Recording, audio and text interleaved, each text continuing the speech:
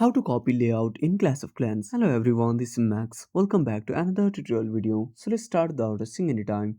Also make sure to watch this video till the end. First of all, open up your Play Store. Now tap on the search icon at the bottom right corner. Now simply tap on the search bar. Now type Clash of Clans. Now click on search at the bottom right corner. Now tap on Clash of Clans and make sure to update to the latest version. After updating, simply tap on play. Now wait for the game to load. While the game is loading, make sure to subscribe our channel and hit the bell icon. Now on this home page, tap on the message icon. Now go to your clan settings. Now scroll down. Now tap on the user profile. Now tap on visit. Now at the top right corner you will find an option for copy layout. Simply tap on it. Now select the base you want to replace with. Now tap on OK.